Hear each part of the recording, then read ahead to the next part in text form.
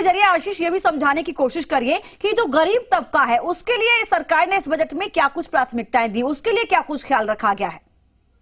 बता रहे हैं गांव गरीब के लिए क्या मिला हुआ है, वो हम देख सकते हैं कि कैसे मनरेगा के लिए 60,000 करोड़ रुपए का आवंटन किया गया।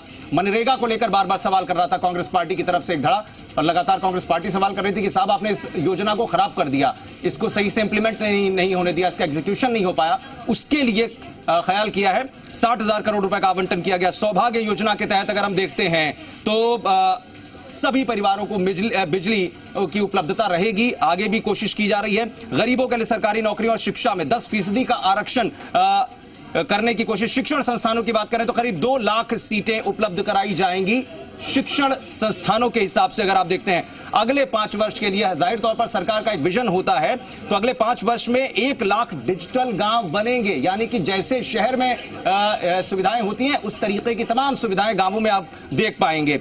ग्रामीण क्षेत्रों में अगर हम देखें तो 5 साल में 35 करोड़ जनधन खाते खोले गए। सरकार ने वो भी तमाम चीजें बताने की कोशिश की है जो पिछले 5 साल का खाका रहा है। 5 साल में क्या किया क्या नहीं किया, वो तमाम बातें बताने की कोशिश की है कि कैसे जनधन के खाते खुले, और लोग भी अब उस दायरे में आए हैं कि जिनके अकाउंट नहीं हुआ करते थे, घरों में पैसे रखते थे, लेकिन अब अपनी पूंजी को बैंक में सेव कर सकते हैं जनधन खाते खुलने के बाद।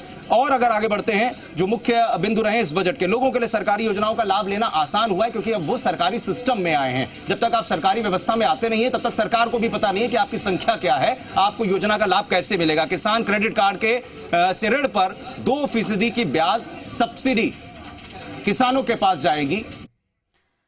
बहुत शुक्रिया आशीष आपका पूरी बातचीत के लिए। और ये